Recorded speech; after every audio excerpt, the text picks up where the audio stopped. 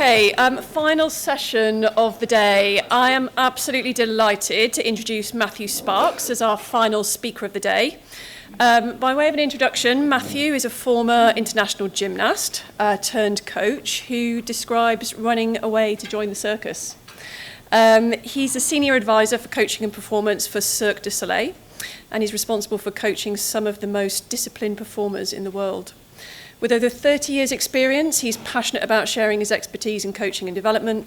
And this afternoon, Matthew will be sharing some insights into the high-performing world of Cirque du Soleil. Please welcome him.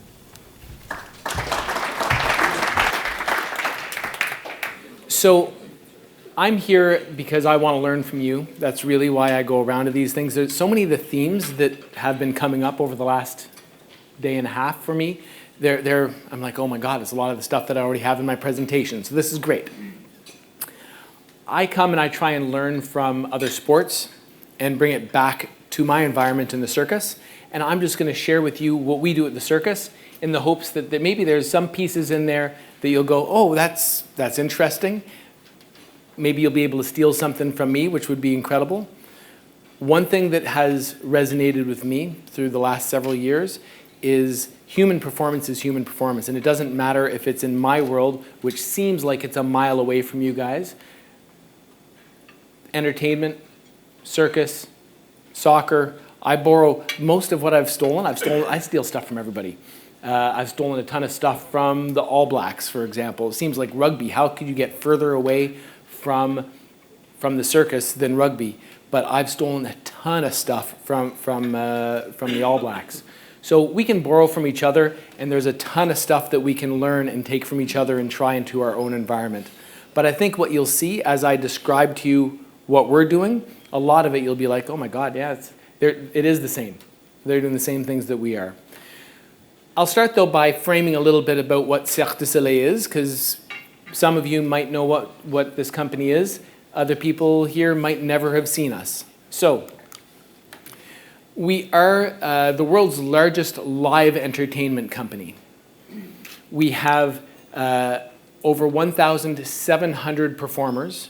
So to give you an idea of the size or scale of that, if I compare us to most other professional sports that exist inside of the United States or North America, we're bigger than, in terms of the number of athletes we have, bigger than the NBA, bigger than Major League Baseball. We're getting close and comparable in size to football, the NFL. So our athletes come from all different backgrounds. We have people, of course, from acrobatic sport. You would think that we would have gymnasts, and we do, trampolinists, but we have people from professional wrestling. One of my good friends comes from he was a high-performance tennis player, and he ended up being a trapeze catcher for us. So athleticism is something that we look for, but there's so much that is transferable from other places into our disciplines. We have an act, it's cradle, and what you do with cradle is you're a big strapping guy. We need really, really strong guys. And what they do is they take a girl by the wrists, or a small flyer, maybe it's a much smaller guy, and they'll take the guy and they'll throw them in the air. They'll be standing on a perch or something with their feet up on platforms, and they'll hold somebody by the wrists and they'll throw them up in the air and then catch them as they do flips. So they throw them in flips. Well, if you look at what they're doing, it's essentially like a kettlebell swing, right? So it's they throw the person, catch them. Throw the person, catch them, and they're doing flips. Well, I mean, who's great at doing kettlebell swings? Lots of people. Football players, like gridiron football, North American football. Wrestlers, like professional wrestlers. So we suddenly start looking for not somebody from acrobatic sport, but just somebody who's fit, strong, athletic, has coordination, and then we take them and we'll train them to do what we need them to do. Because what we want and what we need is so specialized, we can't find 1,700 performers to do it. We have a turnover of about 10 to 15% a year. So we have to find 170 new performers every year to do these things. So we have to look in all sorts of diverse areas to find these athletes, musicians, singers, dancers. We look everywhere. It's also a huge company because I'm obviously not on stage. There's 1,700 more than that artists on stage, but we have about 4,000 people working off stage, creating the costume, creating the shows, coaching, all these other things that help make a show happen. The mission of the company is to invoke, provoke, and evoke. So I'll put those words up there. So really we're talking about imagination, emotion, senses. That's the mission statement of the company. A little bit random and obscure sounding, but that's what we're doing. We're trying to inspire people. That's the mission of the company. So I got a little video about that.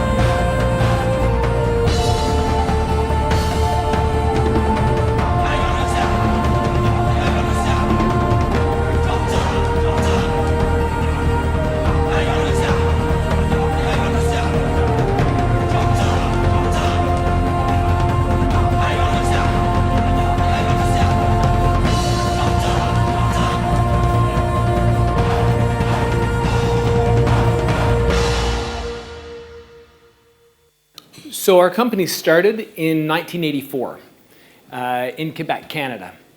At that time, it was actually started by a guy named Guy Laliberté, who was a busker. You know what I mean by a busker? He's like a street performer. He quite literally was a fire breather, and he played violin. So he put a box on the street, and he'd breathe fire and play his violin. And he hooked up with a group of guys. They called themselves the talons hauts, the high heels. They were stilt walkers. So one of his good friends became a guy named Gilles St. Croix. And together, Guy and Gilles started this company, Cirque du Soleil. So here's the way it started. They had their little box out in front of them, and they're performing on the street. And they started discovering that the more theatrical they made their performance, the longer people would stay and watch them. And suddenly the $1 bill that they would get out of their in their box became a $2 or a $5 bill. Oh, we're making a little bit more money. So they started pushing the theatrics of what they did further and further. And that sort of laid birth to the company, the idea of what they were going to do. They received, then they were kids, they were like 21 years old, right? They received a $1 million grant from the Quebec government, which shocks me that these kids got $1 million from Quebec, but that's what they got, $1 million grant. And they took that and they said, okay, we're gonna make a full-scale show, here we go. And they got a big top and they took the show to Los Angeles, California, performed on Santa Monica Pier. They put everything they had into the show to the point where if the show was a flop, they were walking home. I mean, they didn't have a way home. This was it. They went all in. Our owner, Guy, the guy I'm speaking of, he is a gambler. I went to the Monte Carlo casino with him and I watched him lose $300,000 in about 45 minutes. It was killing me. I'm like, oh my God. But he's like, he does celebrity poker tournaments and this sort of thing. He's a gambler. And he took the risk, he was all in. And what ended up happening was celebrities saw the show and said, we haven't seen anything like this. Oh my God, this is brand new. And they told their friends and their friends, and this momentum happened. We were new. So if you've heard of blue ocean theory, we were in a blue ocean. What Cirque was doing was brand new. We had no competitors. We were groundbreaking. That has changed. That's not our reality anymore. Today, we are in a very, very crowded marketplace. Even the word cirque, which is just the French word for circus, has become something that you'll use in the English language, that people will just say cirque, as in that's a style of circus, a style of entertainment. There are companies that have nothing to do with us that have cirque in their title, and they are working in the United States and traveling around. They're not French companies, but they use the word cirque, and it's created tremendous brand confusion where I'll talk to people and they'll be like, oh, I just saw one of your shows in, it was called Cirque de la Lumière, Cirque of the Light or something like that. I'm like, dude, that was not us. So people don't even know if they're seeing Cirque du Soleil anymore. So there's confusion in the marketplace. Some of our former creators, a guy named Franco Dragone, has opened his own company called Dragone. And he has created some amazing shows that are fantastic, as good as ours for sure. Big, large-scale productions. So, yeah, there's other people out there. In addition, this will tell you something a little bit about the kind of person that Guy, the creator of our company, is. 7 of his former artists broke off and opened their own company. They called it Sept Doigts de la Main, 7 fingers of the hand. And Sept Doigts, they started their own circus company doing amazing artistic work. It is a great company. They're doing super well. He will sometimes hire some of them back, even though they went and opened their own competing company. He will hire them back, some of them, to come in as creators and help build our shows. So Seb Saudeville, who's one of the founders of Sept Doigts de la Main, did one of our most recent shows, an ice skating show called Crystal that we just mentioned to the other day. Guy gave, about 2 years ago, $1 million to Sept Doigts de la Main. He gave a grant to them. They're his competitors. They're trying to build a company to compete against him. And he said, oh, you're trying to compete against me? Okay. This is what you're doing? Have $1 million of my dollars, of my personal money. Take it. Go grow your company. Go. That's weird, right? But this is who he is. He just wants to see things grow, things change, and push the envelope. So very, very impressive guy. But we are in this red ocean. So all this to say that there are companies, Sept Doigts de la Main, Franco, Cirque de la Lumière, all of these things do exist. So we are in this crowded marketplace. So how are we going to stay alive and compete against them? There was a lot of talk yesterday, the presentation on creativity. A lot of that resonated very closely with me because, of course, it's what we do.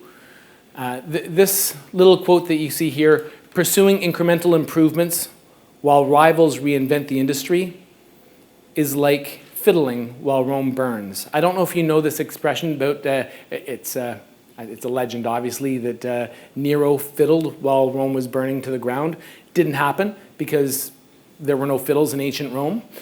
But that's the idea of it, is about ineffective leadership. That while Rome was burning to the ground, Nero he couldn't do anything about it, so he just played the fiddle and let Rome burn. So completely ineffective. If our rivals are trying to reinvent the industry, trying to do something new every time, and we're just like reheating yesterday's dinner, redoing another Cirque show that's the same, our rivals are going to do something spectacular and better than us. Like Sept Doigts de la Main, they make their shows, the 7 fingers of the hand, with small casts. Like 7 fingers, they'll do a whole show with 7 artists. And they'll do it in a smaller theater, very dynamic, very agile, so that they can go from city to city inside small theaters, cheap, inexpensive. Our shows have up to 100 artists. We have a show called O in Las Vegas, a water-based show, has 120 artists in the show. Think about the expense of running that, paying 120 people to perform every show. They're doing shows with 7 people. So the profit margin, they can charge less money, be dynamic. We have these behemoths. So this challenged our model. Sept Doigts de la Main also creates shows very, very quickly. We take sometimes years to produce a show from the time we start conception. And some of these smaller neo-circuses will do a show in like 3 weeks. So they're challenging the model that we're using and doing things cheaper than us.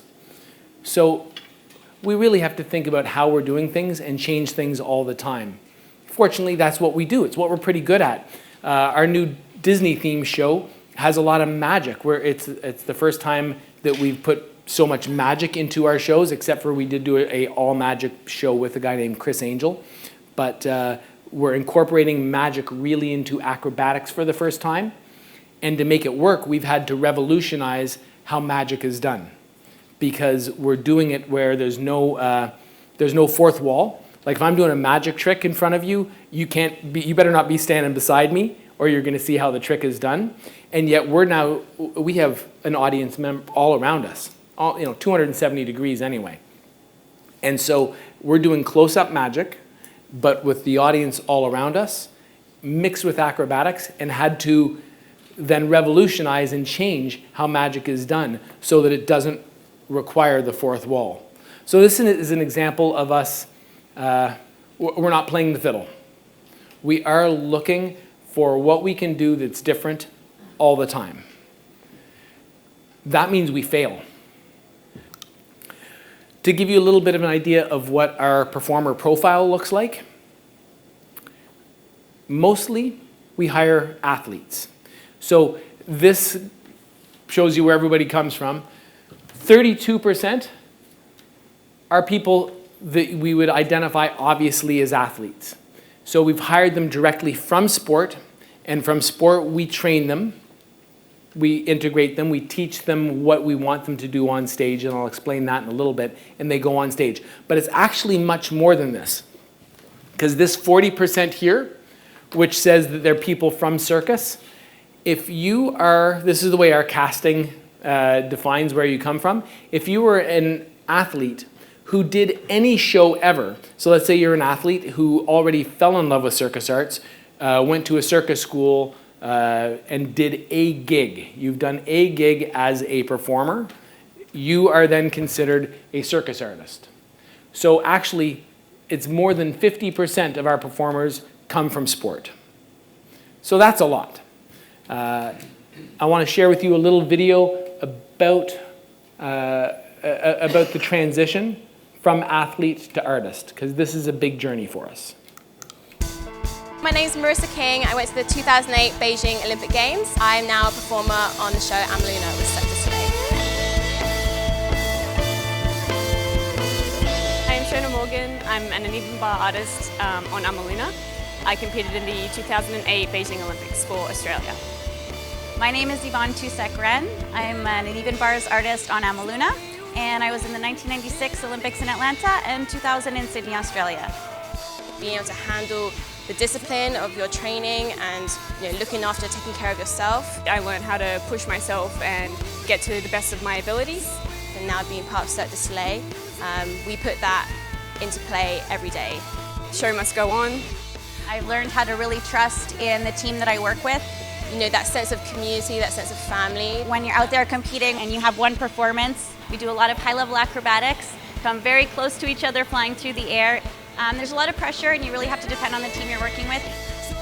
I was so proud to wear Great Britain. It's really a true honour. And now being part of Cirque du Soleil, I feel the same pride in doing the same thing for this incredible company though. I'm very proud to do that.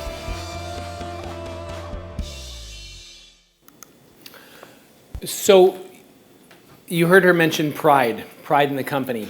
You talk about, I almost hate the word culture, because it's almost become a buzzword. What's the culture of your sport? What's the culture of your organization? And I've tried to put my finger on what's our culture at Cirque du Soleil. I would say maybe one of the things, and this resonates with me here, it does have to do with that pride and sense of ownership.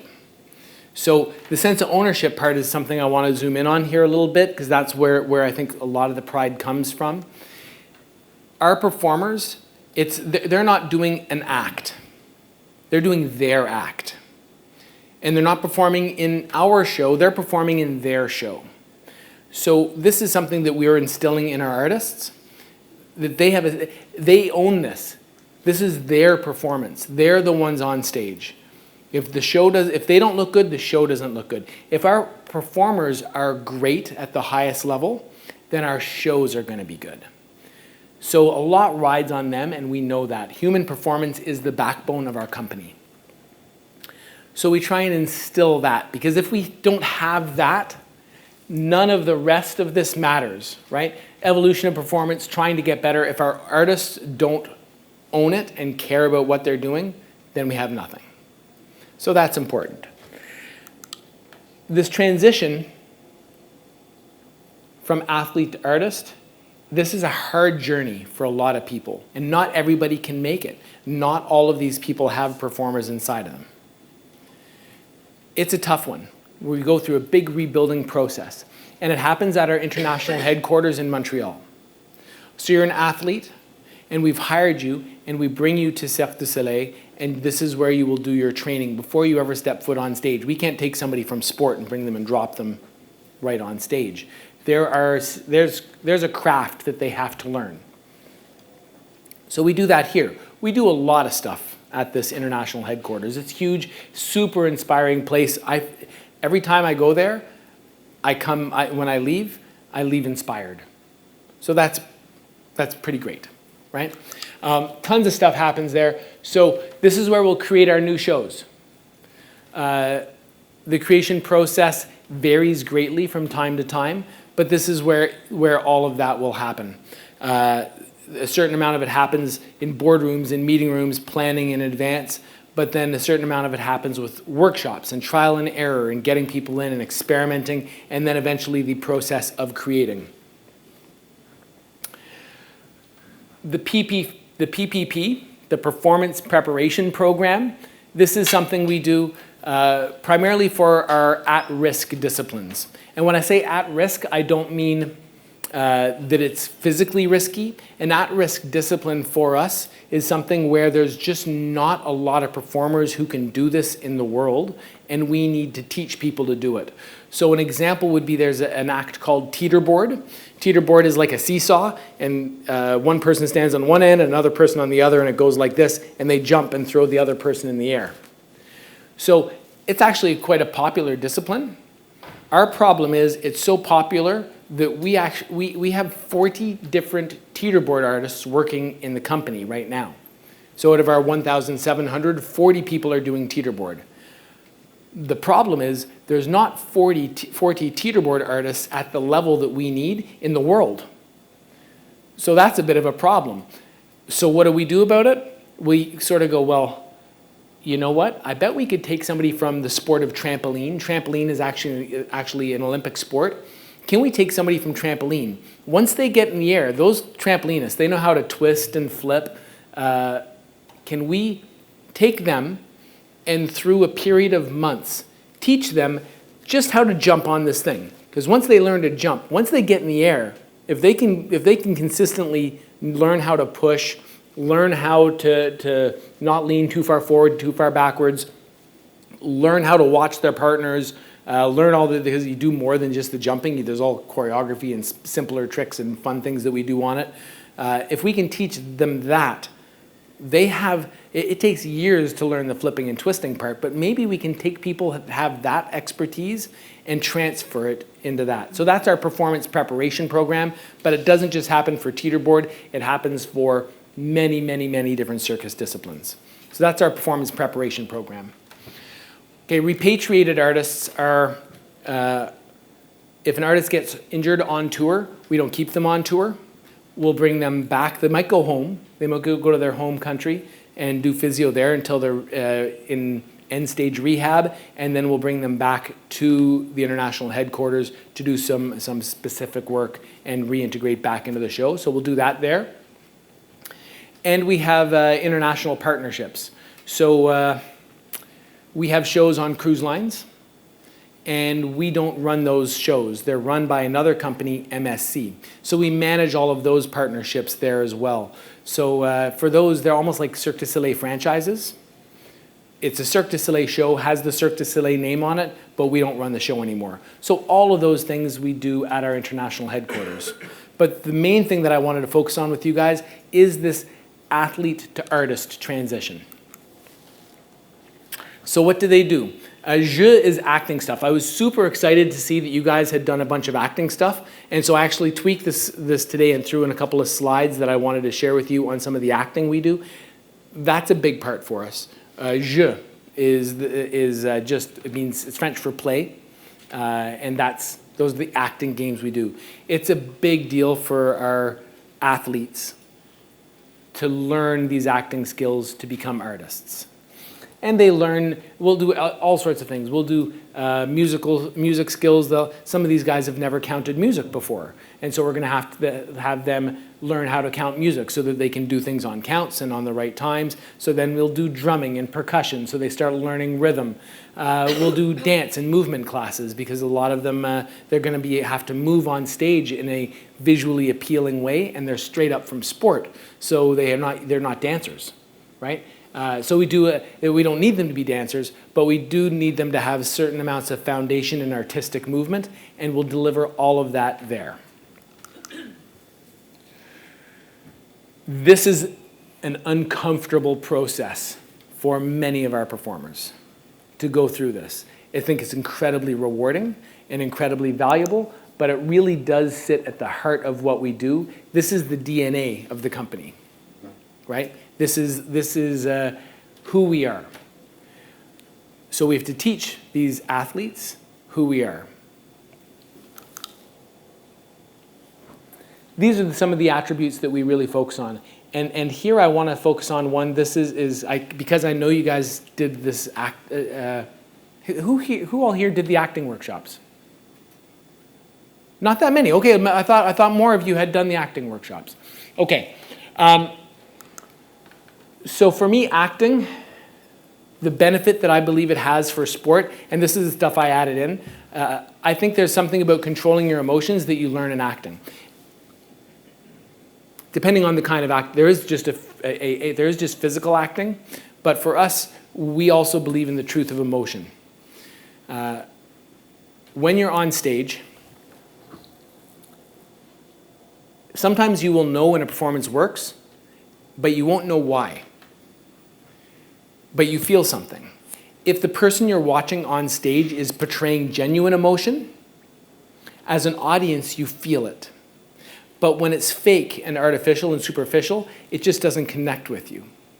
It's that whole idea of like a smile. If you just activate the muscles around your mouth and smile, it actually doesn't look real. There's like a crinkling behind the eyes and a little twinkle that happens when somebody genuinely smiles.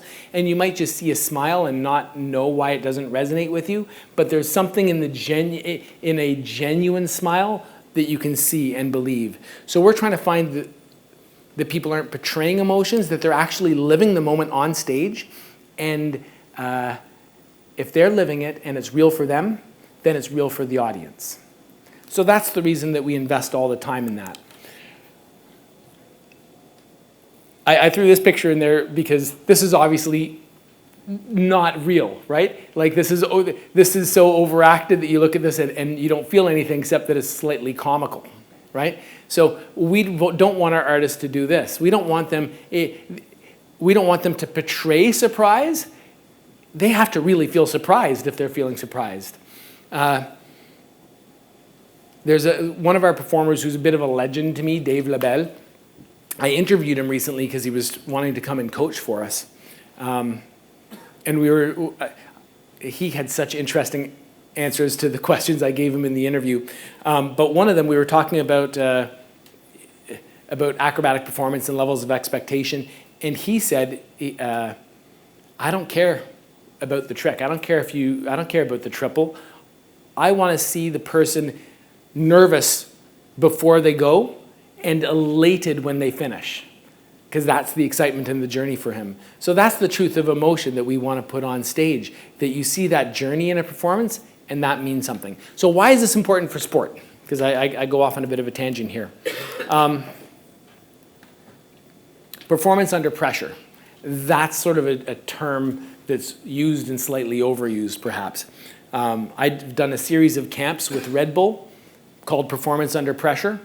And when I've done those camps, it's the acting aspect of it that I've delivered. I see that you guys have done so many things similar to what we do with the Performance Under Pressure camps with Red Bull, because we do military experiences with them. Well, I don't provide that, but they'll connect with Navy SEALs and that sort of thing. And then this guy, Andy Walsh, who's not with Red Bull anymore, but he would package this experience together over a period of several days and bring in Red Bull athletes to experience them. The reason that the acting fits into this notion of performance under pressure is if we think about choking, not doing your best at a pinnacle event, largely that's not because you haven't done the right preparation. Everybody knows planning, periodizations, physical preparation, tech-tac. Everybody's got that. So why do some people do their best at a critical moment and other people fail to do so? Largely it has to do with if your emotions get the best of you. So it's called distraction theory, where you'll be focusing on the wrong thing, focusing on the negative outcome, or it could also be paralysis by analysis. That can cause you to choke also, right? But one way or another, it's rooted in your ability to control your emotions so that you're still able to make good decisions in the moment. So how does that relate to acting? In acting, since you're used to portraying genuine emotions, we do a ton of different drills, whether it's you can't jump right into laugh, cry, or things like that. But you start with more simple games. I'm not sure what all you guys did when you were with RADA, but you may have progressed to doing some emotional drills, like a laugh, cry. A laugh, cry is laughing and crying are sort of opposite emotions, and there's a number of there's a guy, Paul Ekman, who's done a lot on universal facial expressions and opposing emotions. But laugh, cry is an example of opposing emotions. And so what you do in a laugh, cry is laughing and crying actually looks very, very similar from the outside, but it's vastly, vastly different in how it feels and how it looks once you spend some time looking at it.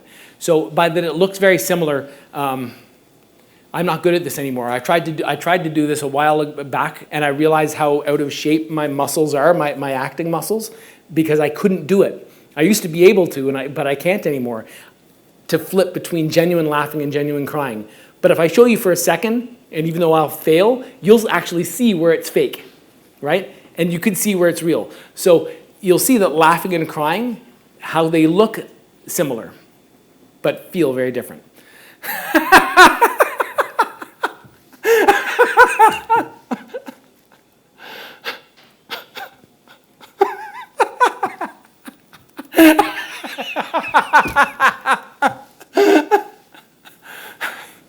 I was totally full of shit. I couldn't get it. But I used to be able to get it because I'd spent time at one point flexing those muscles, and I could make it real. I almost found laughter there. I almost did. I couldn't quite get there. You can't jump into a drill like that, but if you progress to it, you can get to laugh, cry. From there, you go to, okay, show me anger. Get mad at me. Tell me I'm an asshole. Go, and you tell somebody to get mad. Show me what 5 out of 10 anger looks like. Show me 8. Show me 10. Really get mad at me, and they can start yelling at you, and you push them. Okay, dial it back. Once it gets real, dial it back. Show me 5. Show me 3. And so you learn how to cycle through emotions. If you can learn your emotions and take control, you realize that you're not a victim of your emotions. So I don't know if you guys know Mihai Csikszentmihalyi. I'm sure most of you guys do, but probably it's through flow. Right, because that's really what we think of Mihai Csikszentmihalyi about. But he also has written a fair bit on emotional control. And I like this little blurb from him. Control over emotions cannot be memorized, but must be learnt by trial and error, and requires the commitment of will. It requires practice. And how do you practice controlling your emotions?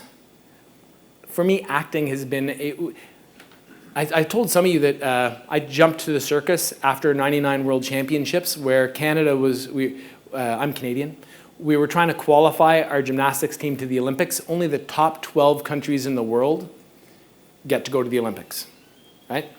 And we sit like on the cut line, right? At 99 Worlds, we stunk it up. We were 17th. We usually stink it up. But when I look at us, even today, I loosely keep track of where things are, and I have friends still working in Canadian gymnastics. Our girls are better than that. I'm speaking of our men. They fail at pinnacle events. I just hired a guy who tried to compete at the 2016 Olympics. He's now one of our coaches. And he's recently retired from sport. He competed right through to 2016. He was also trying to qualify for the Olympics, and Canada failed then again. We didn't make it. But if you look at it, you can almost do the math on it, right? Like you're able to see what your start values are in gymnastics and see what you're capable of scoring. And all you got to do is do that at World Championships. And if you deliver, you get to go to the Olympics. And if you don't, and we failed in 99, we failed again for 2016, in 2015, because you qualify at the Worlds the year before. If I could go back knowing now what I didn't know 20 plus years ago when I was coaching the Canadian team, I would have taken my athletes and done jeu with them and done acting classes. I don't know that it would have helped, but it sure wouldn't have hurt and might have helped those guys take control of their emotions and not choke when they were at that pinnacle event. So anyway, I digressed a little bit here, but I wanted to pull that in and share with you what the value is, I think, in jeu and acting. And I think what you guys did at RADA is so great. I'm super inspired to know that you guys did that, because I think that there's more value than might first be apparent in what acting and performance can give you, because we're all performing, right? As performance, we're in the same business, actually, right? We're all I'm in the business of selling tickets, but ultimately so are you guys, right? We're all trying to sell tickets. If we don't have an audience for what we do, then we don't have a job. So, all right. There, that was actually a little digression that was not part of the presentation until about 15 minutes before I started here. Now I'm going to go back into describing to you what our high performance culture looks like. This is the blurb that we use to describe our artist centered. That's athlete centered, right? So that's common. Coach driven.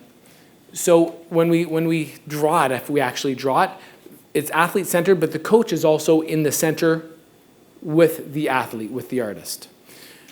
The reason why is the coach is actually a bit of the filter. So many people are clawing to try and get a piece of the athlete. Oh, we need you with PMED. Oh, we got to go work the jeu and the acting. And the strength and conditioning guy wants to take you. You got to do a little bit of work. And the coach needs to do some technical work. So we have all of these people pulling at the artist, the athlete in the center. The coach actually needs to be there with them and driving that person's program or plan, or else they're going to get burned out and beaten up, right? So the coach acts as a bit of a filter and driver of what's happening in this athlete-centered environment. And then IST, that's our integrated services team. So what I'd like to do is dive a little bit deeper into all of these aspects. There's like 6 of them that helps set up our high-performance culture inside of Cirque du Soleil. So the first is our, those are the 6 things that we're going to dive into. The first one's the artist-centered approach. You guys are all going to be super familiar with the artist-centered approach. What it really means for us is autonomy mixed with accountability. They're accountable to Cirque du Soleil, but we expect them to behave as autonomous individuals. Our coach-to-athlete ratio is really, really high. Certainly 10 or 20 to 1, probably 20 to 1. That's very, very high. We'll have shows that will have one head coach, and all the other coaches, even to get to 20 to 1, is because we have artist coaches. I'll explain what our artist coaches are, but really only one full-time coach managing a show that might have 60 people in it with one full-time coach. There will be performers, athletes that are like team captains, and they'll have a role to play to contribute.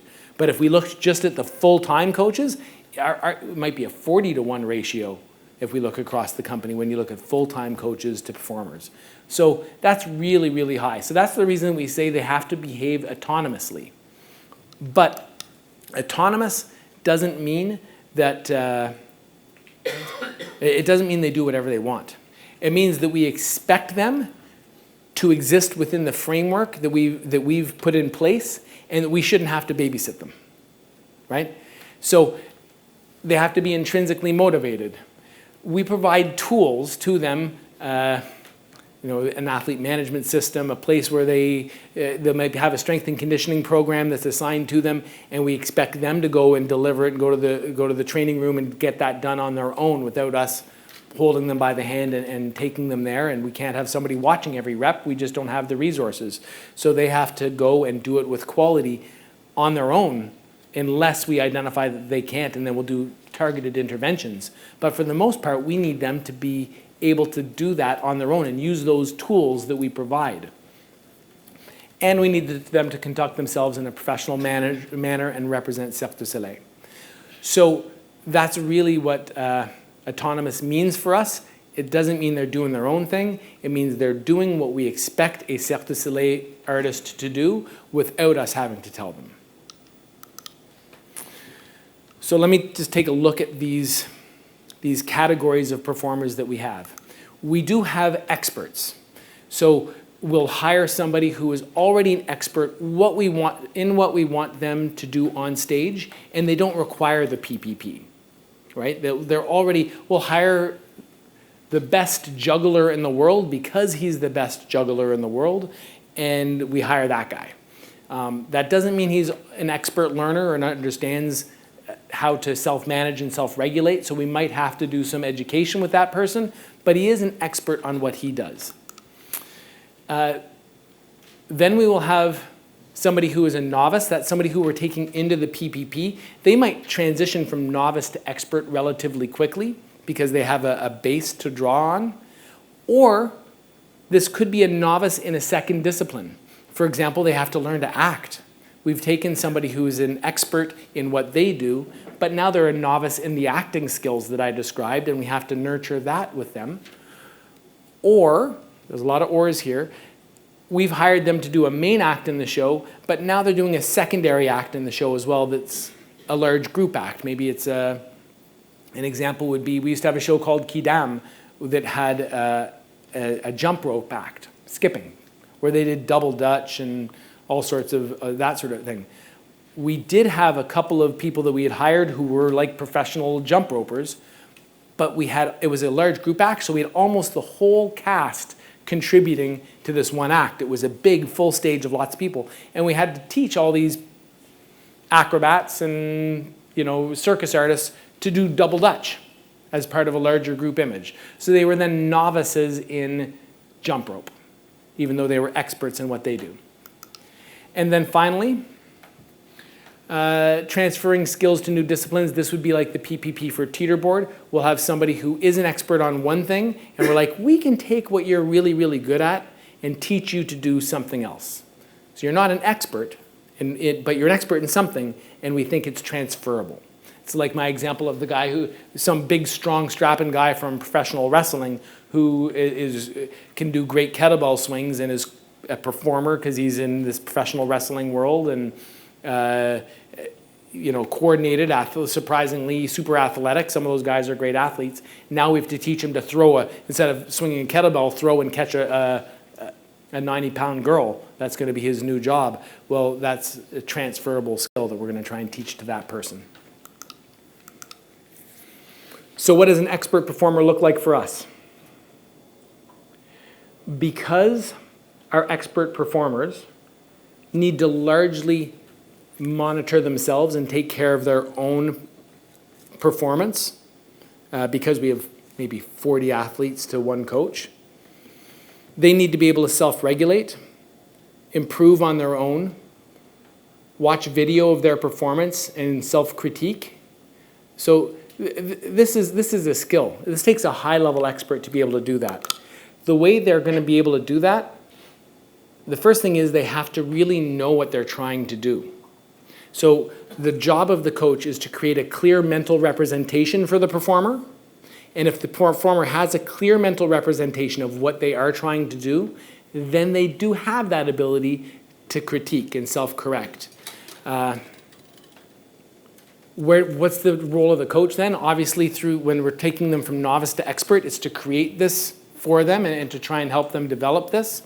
And on a show where a coach, one of our coaches on the show will have to choose where to intervene, is if I'm coaching on a show and I see two people, if let's say you come walking off stage and you were supposed to have done something that was synchronized and really, really, perfectly together on stage, and if you guys come off stage and go, geez, dude, that didn't feel right. Let's go watch the video together. And you go watch the video and you go, oh, I was a little early or you were a little late. I'll go a little later. You try and go a little faster. Let's fix it for next show. Okay, yeah, we got a plan. You go. Then the coach has set up an environment where the artists have a sense of pride and ownership and care that it's going to be fine for the next show because they're taking an action to fix it. And the coach, who from the outside observer would go, the coach hasn't done anything. The coach is just sitting there and the artists are doing it. The coach has done everything. He's set up an environment where the artists care enough about their performance that they are going to take it upon themselves to make sure they fix it for the next show.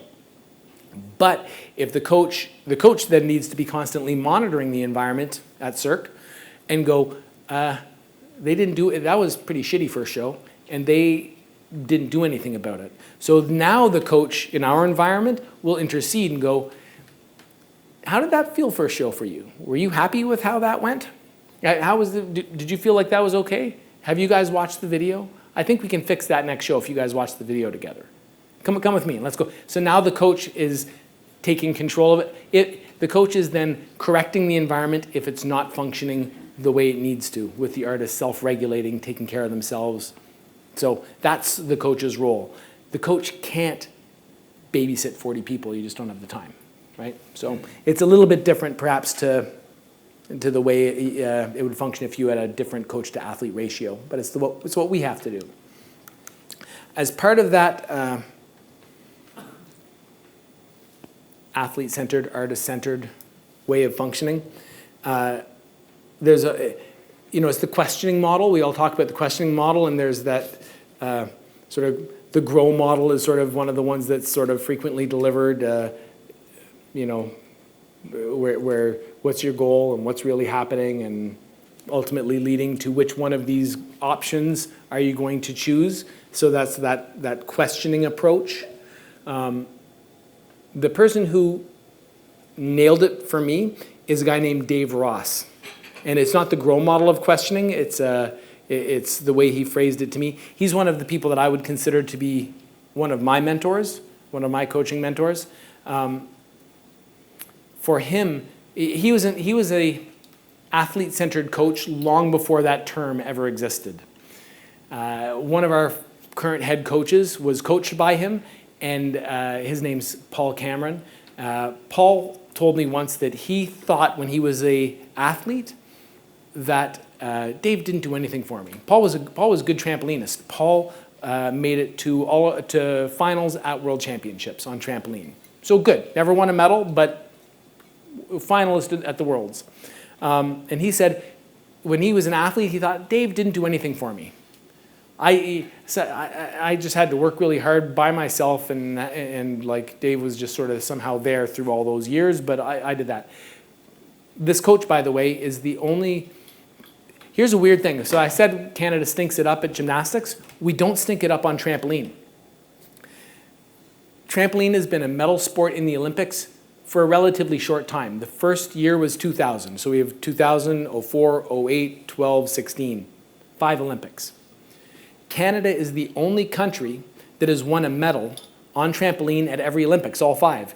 Not China, not Russia. Canada has won a medal at every Olympics. The current gold medalist on trampoline is from Canada. So that's quite something, because we stink it up in gymnastics, but we do really, really well in trampoline. Well, actually Canada doesn't do really well in trampoline. This one coach does. It's not Canada, It's Ontario, and it's not Ontario, it's one city, Toronto, and it's not that city in Toronto, it's one 3,000 square foot club that's owned by this guy that has produced an Olympic medalist every Olympics since 2000. So, pretty great. So back to Paul, who said Dave did nothing for me. Paul now, as one of our head coaches, and now as a guy, now a 50-year-old reflecting back on his time as an athlete, says, Dave did everything for me. I just didn't understand it. Dave taught me how to think. Dave made me get my own mats because he knew that was me taking responsibility for what I needed. Dave taught me how to think, how to prepare, how to perform. He taught me all of that. He taught me how to be independent. So actually, Dave did everything for me. Anyway, going back to the athlete-centered model, this is how Dave describes it. Ask questions that encourage athletes to demand more of themselves. So what are those questions? Are you happy with that one that you just did? If you're not happy, what do you want to do about it? If you want to do another one, we can do another one. I'll help you. But do you want to do another one? Because if you think that wasn't good enough, I'll help you. Let's do that again. And creating the environment, teaching the athletes so that they get to a point where they go, yeah, that wasn't good enough for me. I can do that better. Let's do that again. Let's run that drill over. So Dave's goal is to create an environment where his athletes become lions that want to do better and ask more of themselves. So for me, that grabs what the athlete-centered model is better than that grow line of questioning that we've all been talked to about. Coach-driven. How random, huh? We're about our performance environment. It's a weird thing. So now I digress again, because this is a guy who's lit himself on fire. That's actually in one of our shows. And our stunt show that's sort of like not doing that well right now, Run, has a lot of fire effects in it as well, where people have lit themselves on fire. But that our performance environment has so many different things. The coach of our shows, they're coaching fire burning, right? And so I'll get into this in a little bit, but as a coach at Cirque, you're going to be coaching things in which you have very little expertise, which is a weird thing in our environment. Anyway, I do want to talk about coachability here a little bit. This is me. I don't know what the hell I think I'm going to do. Look how high that guy is. If he's falling down, what the hell am I going to do about it? Right? I don't know, spotting it, but I mean, if that guy's coming down, there's not a lot of help I can give him. So with coachability, we have to teach our artists, our athletes, to be coachable. That is a learning process. So I wanted to help define for you what I mean by coachability. Our artists need to be passionate about what we're doing. Remember we did that little circle where they need to have a sense of ownership, right? They need to be passionate about what they're doing. So if they don't care, if they're not interested, then that's it. They have to be fully invested in getting better. Pride and fear. So I'm going to tell you a little story about a guy named Grisha Duchenko. Grisha was one of the best tumblers in the world at one point, from Ukraine, came to work for Cirque du Soleil, and was really in the twilight of his performance career with us. Grisha would never train anything that he couldn't already do because he had so much pride. He was afraid to show the younger guys that he couldn't do something. So he could do triple backs and double twisting doubles and all sorts of really high-level acrobatic tumbling skills. But as his career was coming to a close, Grisha couldn't do a triple anymore. Maybe, but no one wanted to spot him because he might bounce out and land in the third row. Catch me! It was scary. So I was trying to get Grisha to do something called a Pascal. It's a double layout where you just do the whole thing with your legs split. It's actually a super simple skill to do for somebody of his level. But Grisha could not even train it. The reason he couldn't train it is because he couldn't already do it. And he was afraid of how it would look because he was Grisha Duchenko, former world champion, and he couldn't show. He had learned only the highest end acrobatic tricks and never these little funny, silly things like a Pascal. And he couldn't train it because felt like he couldn't be seen working on something that he couldn't already do. Pride ended that guy's career. I'm going to get into fear a little bit later on. I won't tackle fear yet. That idea of learning, so many looping themes, huh? The idea that learning is owned by the learners and that learning never stops. Our artists need to continue to try and improve all the time. The idea that maintenance, you can't really maintain. As soon as you start trying to maintain, you will start getting worse. Or you'll be trying to maintain while someone else is getting better. So maintenance is not possible. To actually maintain, you have to do something to try and improve. So our artists need to be lifelong learners and lifelong trying to continue to push the envelope and improve. And this is something that I've really learned, is that sometimes the most difficult people, when we speak about coachability, sometimes some of the hardest people to coach are the most talented people. And you've probably seen that in your environment. I think that that's a universal truth. It's gotten in my way a lot of the time. And it hurts. It hurts them ultimately as well. So if we can teach people to be coachable or find coachable people, somewhere between the two, we'll be better off. I said I'd get into fear in a second, and now it's when I'm going to get into fear. So this is a sandbox, obviously. For us, playing is part of everything. Playing is how we get better. Playing is at the root of Cirque du Soleil. It's playing and creating. So a sandbox for me is an environment where people can play and create, but that has to be safe. It has to be low stakes, either low stakes emotionally. I failed that guy Grisha because I didn't set him up with a sandbox where he felt safe to play. It was his own pride that was getting in the way. But if I had been able to make him feel safe enough, emotionally safe, obviously for that guy, not physically safe, I would have succeeded. He needed a different sandbox. That sandbox can also involve physical safety. So we used to have Sandbox Thursdays at a show that I used to work on called La Nuba. And Sandbox Thursdays, it was for a thing called trample wall. I can show you a video of trample wall later. So we would have a trampoline and a wall beside it, and you sort of bounce and run up and down the wall. So it's sort of a cool looking thing. It looks like it defies gravity because people are running on a wall. It's cool. And they do tricks, down tricks and up tricks with this thing. So performing in the show is a high stakes environment. The wall is 16 feet up in the air. The wall is hard. The stage, on one side of the trampoline, we call it an end deck, where you put up like you have a platform at the height of the trampoline, so if you fall, you don't actually fall the additional 4 feet from the trampoline down to the stage. It's at the level of the trampolines.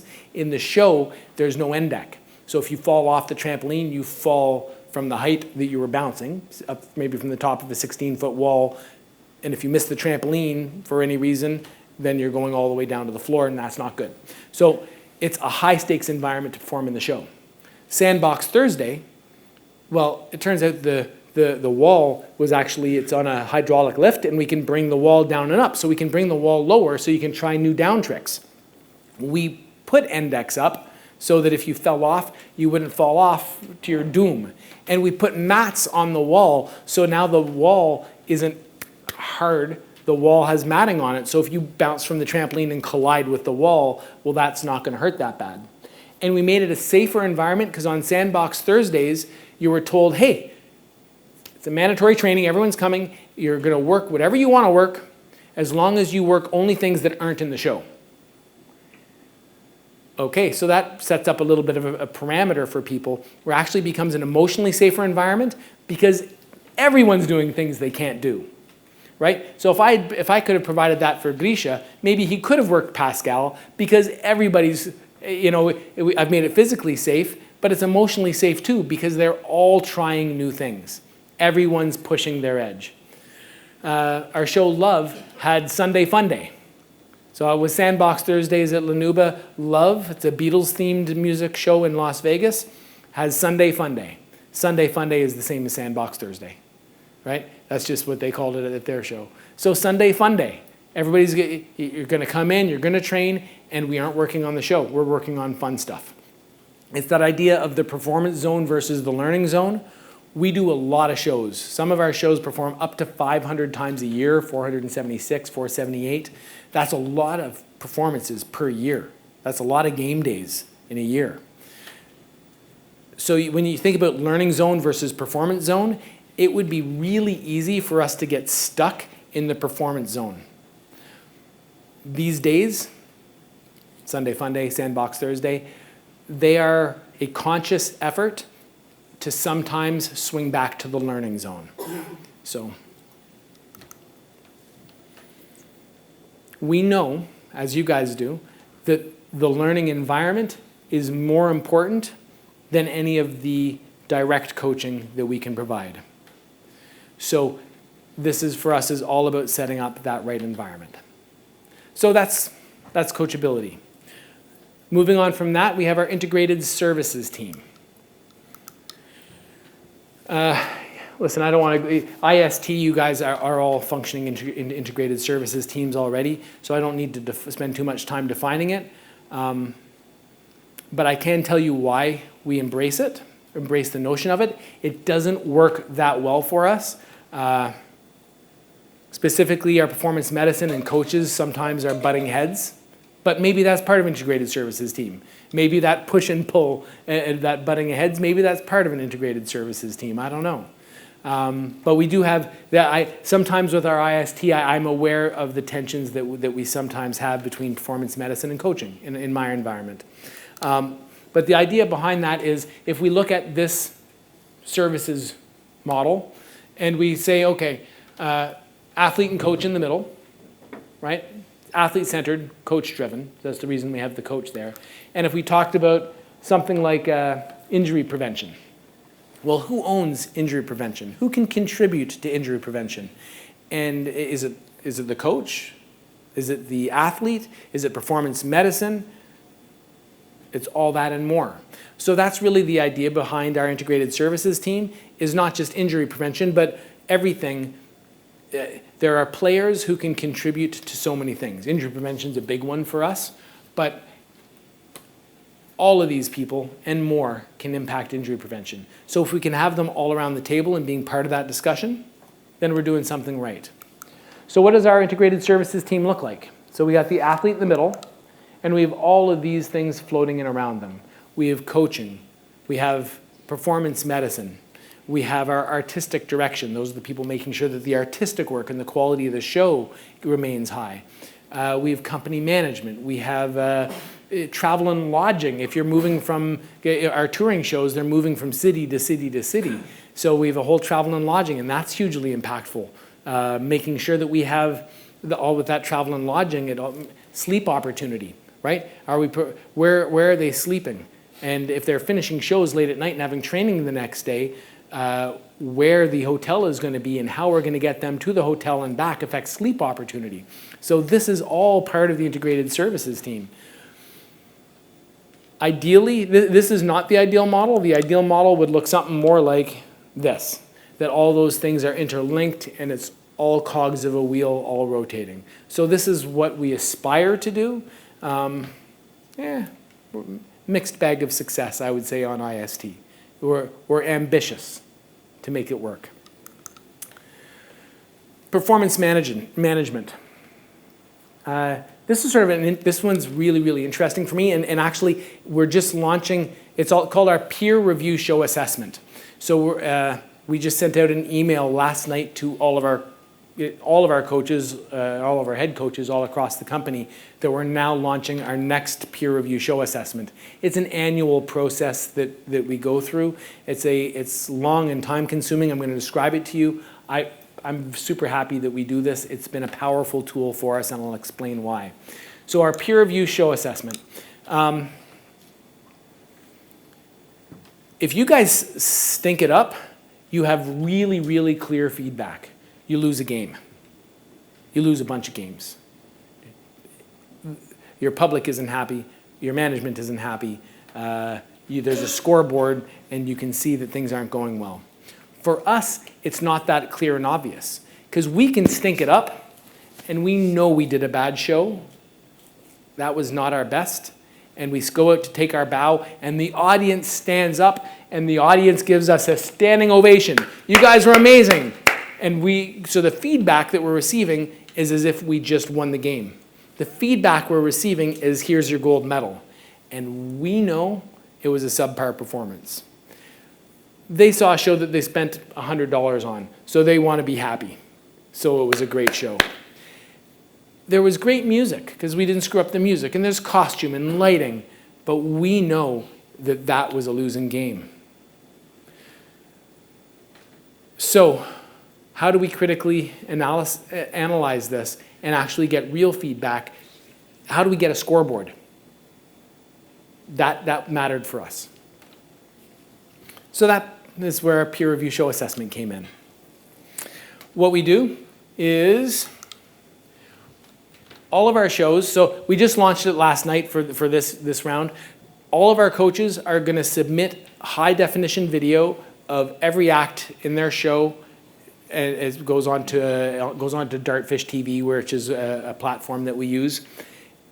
And all of our coaches, not just our head coaches, all of our coaches, our head coaches, our senior management, so I'm part of the process, and right down through to our coaches that are just working on the shows but aren't a head coach. Everyone is going to analyze the shows. So it's hugely time consuming. It's an investment, because some of our shows are up to 2.5 hours long for our touring shows. These are long shows. So they have to watch the show, but then also take notes, give feedback, and they look at every act and analyze every act based on 4 criteria. The 4 criteria that they're looking at is the technical skill level of the act. Acro-artistic is doing the acrobatics or the human performance aspect. But, I said this Pascal. The Pascal, this double layout split, has lower technical skill level. It's easier to do, but is visually beautiful. So we're separating that something you could do something really well with great virtuosity, artistically interesting, or doing it with character. That idea that I mentioned, that Dave LaBelle mentioned, be nervous before you go and elated when you finish, and the impression that gives. So all of those things could fit in there. Rhythm and pacing, so that's it has a little bit to do with how well the act is constructed and put together. A very standard act profile would go something like this. We introduce what we're doing, so it's a big group image, or you get to see the nature of what the act is. If it's a group act, then we might we'll do things in duos or trios, and then we'll finish with there'll be a slow part where the music will slow down. We'll do something a little bit artistic, and then we'll finish with our most wow moment. That would be like a structure of an act. So rhythm and pacing, the coaches would then analyze the rhythm and pacing of the act. And staging is the how the show is put together, how it comes in, how it goes off, costume, music, lighting, other characters that are on stage, balancing the stage that aren't necessarily contributing to the act but making it look good. This is all weighted. We give 40% to this, 30% to this, 20% to this, and 10% to this. Not because we think that's its order of importance, but as the coaches, it has to do with what we can impact. So we would expect that if our artistic directors did the same thing, they might weight this at 40, 30, 20, 10. Because our artistic directors, they're more concerned with the artistic level of the show rather than the technical, the acrobatic difficulty and this sort of thing. So all of our coaches will analyze all of these things for every act in every show. It's a hugely time-consuming thing. This is our peer review assessment cycle. So why do we do this? Well, these seem very subjective, but the people that are analyzing it are absolute experts. They're our head coaches. They're our coaches. Judge sports do this all the time. Diving, figure skating, gymnastics. The amazing thing is, if one person does it, it's really subjective. But when you have the sum of many subjective opinions by experts, with the volume of that, the sum of those subjective opinions becomes a laudably objective result, right? So that's really what we're going for, is objectifying, getting a scoreboard on how each of these acts are. So with that, we're able to track a bunch of things in the show. This is where it starts to get interesting. I'll show you what we end up with here. So I'm actually going to show you, it's going to be redacted a little bit. I'll show you the peer review show assessment. This one's actually from 2017. It's a few years old, but it's specific because I want to show you why this is impactful for us. So these are our touring shows from 2017. In 2017, we had 8 touring core Cirque du Soleil shows. So these are just our core shows. What I mean by core shows is they are owned and operated by Cirque du Soleil. They're not one of our franchise shows like our cruise ships, right? Those are run by MSC. So we had 8 touring shows run by Cirque. So I just redacted the names of the shows because I thought it would be really not polite of me to these shows to tell you, here's our best show and here's our worst show. But that's what this actually shows us. So here's our worst show. Our best show, I'll tell you that one, that's a show called Curious. I can tell you our best show. So that was our best touring show was Curious. But here was our worst show. So now I'm going to zoom in on our worst show from 2017. These are all the acts in that show, and it's the results. So there are some good acts in there. Look, this act here, everything's rated out of 5. It's the sum of all these results from all the coaches and averaged out. So our coaches agreed that there's a really good act here. But down here, our goal is we shouldn't have red. Like the stuff that's in yellow is actually still very good. This is all stuff that's at Cirque du Soleil's standard. This is great. This is like world-class stuff. But we shouldn't have all of this red here. So this forced us to sort of look at this show and go, what can we do different? And we needed weight. To make changes, our coaches have a certain amount of say, but not all the say. We're not the company managers. We can't just cut an act from a show. But what we were able to do is be influential enough by having actual data, because so much is data-driven, we're able to go, we have shows in this, we have acts in this show which are not at Cirque du Soleil's standard, not even close. And here are the acts. What we need to do is we can work on it. We can spend years working on it and try and improve it little by little, but these are below Cirque standards, and with years of work and years of financial investment, we still might be in the red. We were able to sell the idea of cutting these acts completely from the show. We replaced one with a trample wall act. We replaced another with a duo straps act. And in the results the next year, these acts were now up near the top. We replaced them with, they became 2 of the best acts in the show. The others acts here, they all sort of stayed where, this is where we put our effort. So this act here, this act is, it's an aerial act with it sort of looks, it's sort of neat. It's a light, so it's a light like that, but they holds onto the light. So while the guy's flying around, he's holding onto the light, but the spotlight then is on the audience. So when he flies out, the light will swing out and he's holding onto it and it sort of lights the audience. It's actually about the same still. It's acrobatically a little bit weak, but it's a nice image. We were able to fix our weakest spots in the show. It still has other problems. And this show, I'll go back, this show is now like in here in 2018. We're a little bit behind. We're starting our 2019 one now. We're just getting it in under the radar because the year's almost over. It'll be early 2020 before we complete the process, but we're at least launching it. We're a little bit behind, but life got busy. Another thing we can do with this peer review show assessment is we can look at what we call the skeleton of the show. So this is a touring show, I can tell because it has an intermission. Only our touring shows have intermissions. That's what the black line represents. For us, an ideal acrobatic skeleton or performance skeleton would look sort of like a W. The reason why is you typically want to start with a really, really strong act. You can do things that are a little slower paced and more poetic in the middle. Either side of intermission, you want to leave people going to intermission. Wow, that was great. So they're talking about how great what they just saw was during intermission. Get their attention back when you come back. So this should be really high here to start the next W. So that's the correct profile for the first half of this show. This should also look like something like a W here. So we're able to look at this acrobatic skeleton. This was a hair suspension act, super, super cool, beautiful. The artist hangs by her hair and does an aerial act flying around hanging by her hair, and she's amazing. So it's the quality of the artist. She's beautiful to watch. So we don't actually mind that that's that high because it's a very poetic act as well, and we wouldn't finish with that as an act. So we understand the data doesn't make any decisions for us. It just makes us go, why is that high? Okay, we know that's high because this artist, Danila Vim, is so awesome, and it still belongs. You wouldn't finish a show with it. It's a solo hair suspension. We want to finish with something more fireworks, so this is actually okay. But wow, we're starting the second half of the show super crappy, right?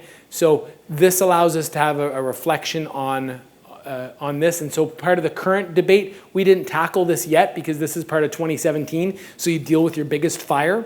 And so we dealt with those, we dealt with this. But now the debate is, this is a hoop diving act. And so now one of the debates is, can we launch the second half of the show with the hoop diving and do that? So all this to show you that this peer review show assessment actually gives us some data on something super subjective to help drive decision making. So, fitness, workload. The number of shows we do per year, 475 shows a year. Our performers sort of need to be supermen, right? We talk about robustness, durability. This is huge for us. Workload management, how we're gonna, it's expensive for us. If our artists get injured, this is super bad. This costs us a ton of money.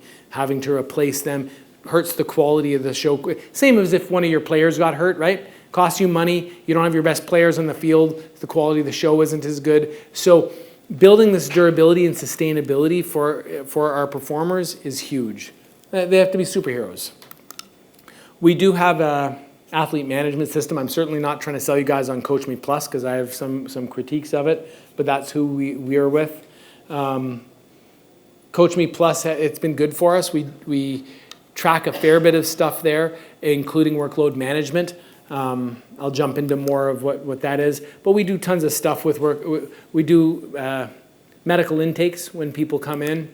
We do fitness evaluations. They'll do a medical intake with our performance medicine. They'll do a fitness evaluation with our strength and conditioning people or coaching. We'll measure the acrobatic training load that they're doing. We'll track their workouts and count that as training load.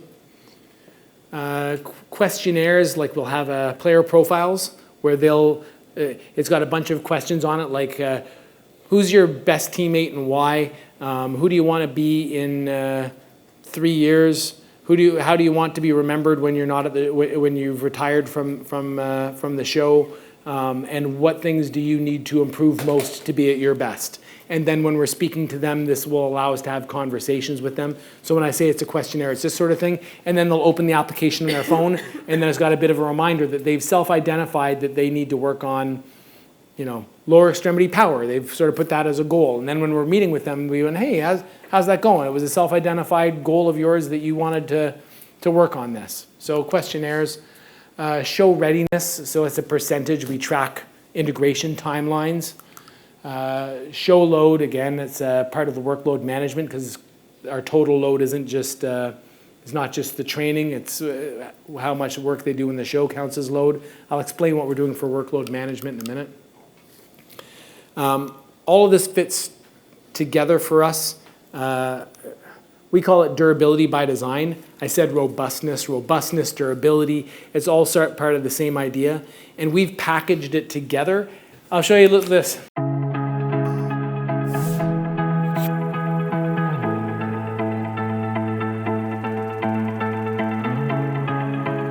In an effort to continuously strive for a high-performance culture, we wanted to come up with a concept that was built for you, the artist, using a collective approach.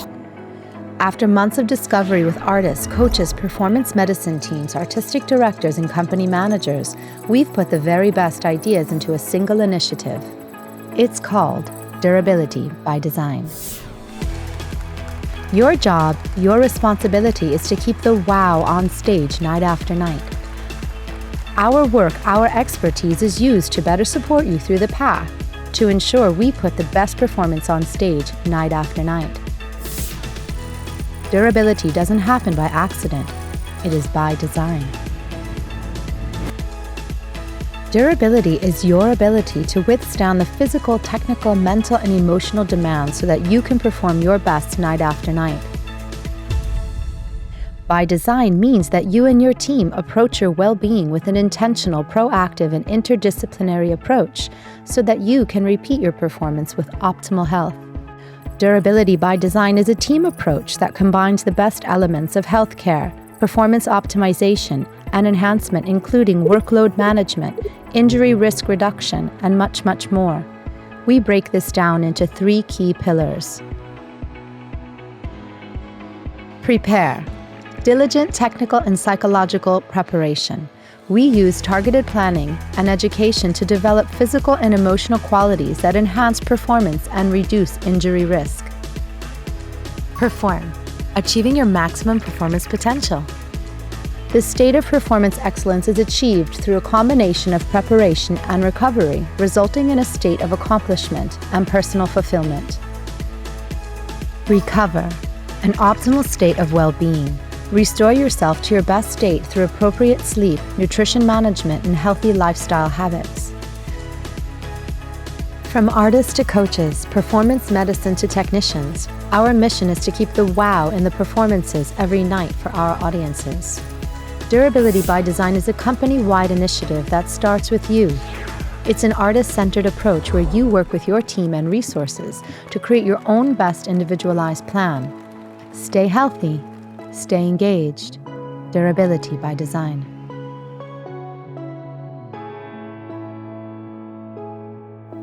So that's just part of our we do a fair bit of stuff to onboard new artists, and this is part of the onboarding process to expose them to what Durability by Design is. There's a lot more to onboarding artists, of course. It would be a whole another presentation, but that's one piece of it. I'm going to accelerate because I have so little time left. So. You guys all probably know Tim Gabbett. We worked with Tim. Tim helped me sort of create what we're doing for managing workload. We're using his acute to chronic workload ratio stuff for our workload tracking. We've used some sort of weird things. We're tracking show load, sort of like RPE times time, rate of perceived exertion, except we've picked the RPE arbitrarily, not really arbitrarily. We had coaching, PMED, and the artists pre-assign values to everything they do in the show so that we can track what they've been assigned in the show.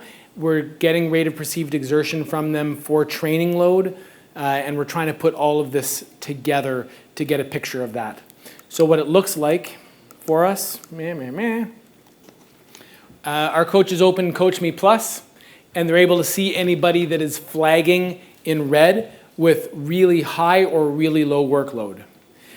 That doesn't mean any decision is going to be made for us, of course. The person might have low workload because they're out on rotation and it's part of a planned cycling of their load, but it also calls attention to it. Perhaps that person's workload is too low by accident because we've given too much work to somebody else. So we can redistribute the load to make it more equitable and also so that no one's overworking. And sometimes somebody's going to have a high workload and we can't take the workload away from them because somebody's been hurt, somebody's injured, and we need them to work that hard because that's what the show requires at that time. But maybe we can provide them some other concession. Hey, you know what? Tomorrow's training it was going to be an optional sandbox Thursday. With the work you're doing in the show, actually, we want you to not come in tomorrow. Why don't you just we'll do a little bit of mindfulness. Head in and do a Pilates session. There's an available massage at 2 o'clock tomorrow. Why don't you jump in and take that? Whatever it is, it's going to be different for every person. But then we can find some ways of when there's a spike going on, of maybe trying to help reduce that, or going, we just need you to do it. So we just be conscious of, because of course the spike doesn't mean they're going to get hurt. We just know there's an increased likeliness. So we try and minimize those spikes wherever we can. Sometimes we still need people to work because we have a show to do. Tracking all of this workload is great for the artists as well because it's going to, durability, it's going to help them with the longevity of their career. It's not altogether for them, it's also for us because it means we're going to have our best show on the stage and hopefully have longer careers for our performers. So there's a win it's a win-win situation tracking this. Artist education, we believe that there's a high correlation between the artist's education and understanding and the longevity of their career. Long careers are really, really good for us because as our artists, unlike in sport, there's actually a benefit, and I think it exists in sport too, with their experience, things happen where even somebody who maybe they're starting to physically slow down or even other things can happen, but their experience as a performer has great value to us. Their knowledge of the show, their performance ability on stage, there's a ton of wins. It's expensive to replace and find new artists, so it's beneficial for us in every way to increase the longevity of their career. So education, we have a coaching education pathway that we try and follow. It moves from artist coach to head coach. Our artist coaches they're like captains. They are still performing on stage for us. We're trying to get better about educating them. This is our education profile of what these things look like. We can see, I could dive deeper into it, but we can see our head coaches have a lot more education and formation, professional formation, than our artist coaches. So we want to give the opportunity for succession planning to help prepare our artist coaches to have a profile that will allow them to move up when the time comes. Right now, I'm going fast now because I realize I'm taking too much time. Right now, about 40% of our head coaches are former Cirque du Soleil artists. For us, that's too low. We always want to have a certain amount, maybe 20% of our head coaches coming from the outside because this helps us. We don't want our landscape to all be the same. Having some hills and valleys in the expertise of our head coaches is really, really good for us. But I think we can do better than 40%. So this is from 2017. I don't know if our head coach profile has improved that much yet, but what has improved is our coaches. I know, and it's anecdotal, but I know because I've been the one presenting them and hiring them, is in the last 2 years, we've hired into our coaching position. So these are our full-time coaches, but not our head coaches. We've hired artists that we have successfully prepared, educated to move into coaching positions. So, I mean, it takes a while to change the profile of our head coaches because a lot of our head coaches stay for many, many years and there's not that many head coaching opportunities. They don't happen all the time. But we've put artists in place to become coaches, and over time I believe those will become our head coaches, and I'm quite confident that we'll be able to redo this study in a couple of years and see that has improved. Of interest too is about mentoring, whereas the value of mentoring, it was nice to be able to capture it in some ways. 71% of our head coaches feel that mentoring helped them get where they are. And a minority of our artist coaches feel that they've been mentored. So we need to make sure that these guys receive the mentoring that these guys feel that they have received. Innovative environment. So we talked about controlling your emotions. I want to quickly zoom in on playing and creating. I alluded to it. For us, that's a ton. So that has to do with the sandbox that I referred to. There's a couple videos here, but I'll just show them to you very quickly. So we have a show called Mystère in Las Vegas. It's our longest running show. It's been there for 26 years. In Mystère, there was a trampoline up against the wall because the training room was so small. And 3 of our artists started playing a game called Add-On on trampoline. Add-On is, I do a trick, then you have to do the trick that I did and add a trick to it, so it's 2 tricks in a row, and then you have to do the trick that I did plus what he did, then you have to add a trick, and now it's my turn. I have to do mine, yours, and then mine, and I add another trick. So it becomes a game of increasing length and difficulty, and they started using the wall beside them just to play the game. Okay, well, I'm going to do a flip, and then I'm going to jump, and I'm going to push off the wall and do a flip off the wall, land back on the tramp. Try that. Okay, well, I'll do that, and then I'll do a flip off the wall. And then suddenly they started using the wall more and more and more. And this game of Add-On with a trampoline that happened to have a wall beside it became a circus act that has become a trend and now is in tons of circuses around the world, not just Cirque du Soleil, trample wall.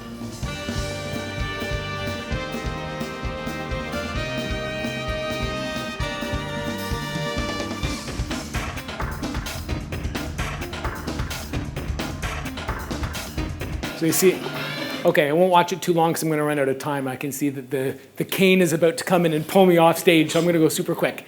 Without the opportunity to play, that wouldn't have happened, right? So if you want to create, you need to play.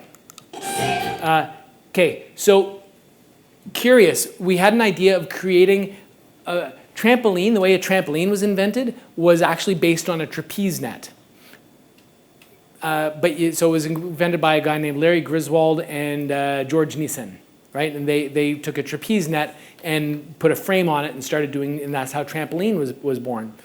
So we wanted to know if we could take a trapeze net and go back, we went from trapeze net to trampoline, can we go back to trapeze net and create a trapeze net that will actually function like a modern day trampoline? Has to so get that kind of bounce out of it, because there's way more bounce out of a trampoline than a trapeze net.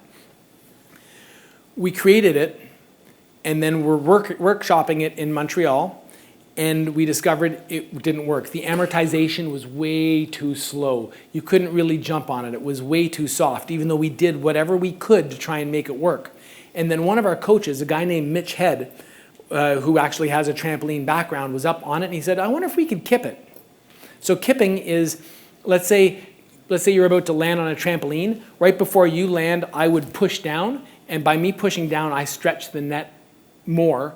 And so what he said, well, actually that worked. And suddenly we were about to shelve the idea, and then he discovered that kipping works.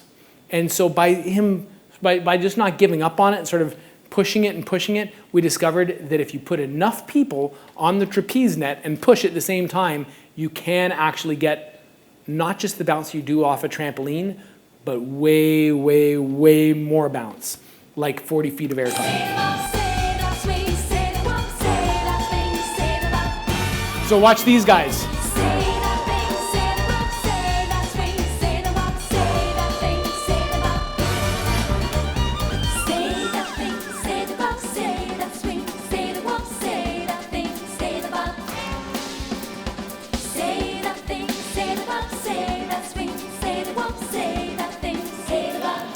So those guys pushing, we launched them. I'm gonna have to play it longer so you saw some of it. We're launching people up in the big top, up into the rafters. And when you're so close to it, oh my God, suddenly these guys are flying. Forget the jump you do off trampoline. These guys are getting like 3-4 seconds of airtime. It's shocking to watch. There's a discipline called aerial silks or tissue, which has become really, really popular in recent years. Andre Simard, a former Cirque creator, was inspired by watching his cats climbing his curtains in his house, and we came into the circus the next day and said, everybody, we're going to be cats climbing curtains. What the hell are you talking about? It became one of the most popular circus disciplines in the last 25 years. So it's called aerial silks.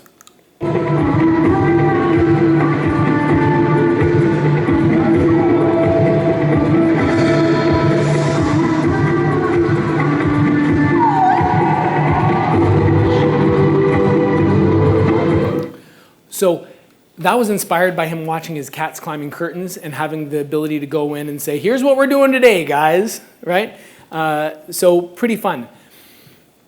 You don't know where creativity is going to come from, but if you're not trying new stuff, then you don't find it. So play. And the other thing is the reason that I didn't come here, for me personally, I didn't come here to share with you what I do. I came here to steal from you guys. So I've been listening and trying to participate a little bit because I get most of my best stuff from other people. Like I said, my coach development pathway was taken from Bruce Blair at the New Zealand All Blacks. And our mental performance modules at Cirque were written by David Hadfield from the New Zealand All Blacks. I get a lot of stuff from everybody else. And this is my last thing. I'm going to move on because I wanted to talk more about that, but I'm going to run out of time. We also do some collaborations with other sports. I'll show you a quick video, and that'll be my last thing. This is an interaction. We'll also do things with other sports. We'll bring in some other sports and do little workshops with them. At the same time, we're asking questions and learning from them just as they're learning from us. So this is the U.S. women's alpine team doing circus. The goal of the camp is the experience, the challenge, the learning. So we have 6 athletes here from the USSA, that's the United States Skiing and Snowboarding Association. Top quality, world caliber athletes. These are people that have been on the podium at international competitions.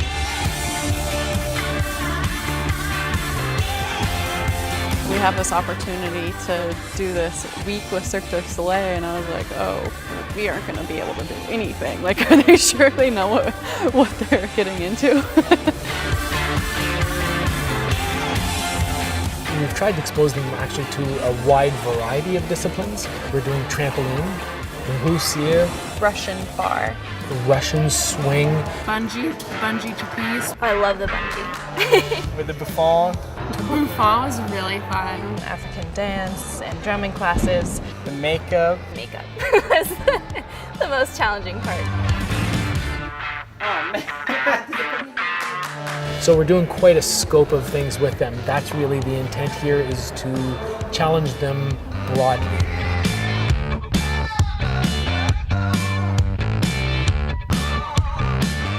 Coming to Cirque, you're total beginner, and so it's kind of fun to be taken from baby steps to progress and to see how you can change in 4 days. Definitely, I'm out of my comfort zone. I'm out of my element here. I have to push my body to places that it hasn't gone before, and to get past the fear of failing is a mental challenge. Just so much different.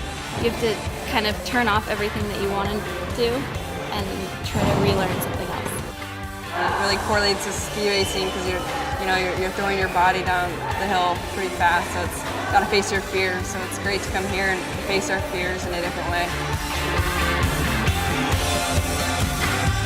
When we're going so fast, a lot of what we're doing is reaction, and you're reacting to what feels right. And when you're doing the circus stuff, you have to do the same thing, where you can't always think about what you're doing. You have to react and trust that that reaction is going to be the correct movement. I mean, we're definitely comfortable on a sheet of ice and and uncomfortable when you're asking us to stand in front of people and act. I definitely have a new appreciation of what they do. I'm blown away by how much of athletes they are in general. I had no idea the stuff that they do, and it's pretty impressive. They're so talented. It's so amazing. We've made a lot of progress in our skills, and even though I feel like I'm still at a beginner level, I'm less of a beginner than I was. And as you start to relearn, you sort of crack through and start learning again. And then you transition back to your own sport and break through and start achieving new things. All right, that's it. I know I'm super over time, so I'll wrap it up there. I accelerated through the end just to make sure I got through the deck. In January, I'm doing a workshop with the Toronto Blue Jays. They're a baseball team, a Major League Baseball team, and we're doing a workshop on how to fall. So they're going to come into our studio, and they're doing that because they've identified a need for their outfielders on making diving catches and a fear in making a diving catch because, well, okay, I might be able to get to that ball and make a diving catch, but if I take that flying leap, how am I going to not get hurt? Because when I go up, I'm coming down. And so we're doing a workshop with them on reducing the fear, first knowing how to land safely. So we'll do, dispersing force over time and body surface stuff with them, and we will then take it a step further in terms of fear. You've all played that game like when you probably jump off a diving board and somebody throws you a ball and you got to catch it. So I'm going to eventually mix in some circus disciplines with that where they'll come flying off a Russian swing and we'll be throwing them baseballs and they'll have to catch and then land safely. So that's what we're going to do with them. So we try and, at the same time though, I've stolen a ton of stuff from the Toronto Blue Jays. So that'll be another exchange with them. I'm super over time. So, sorry. Thanks so much. Thank you.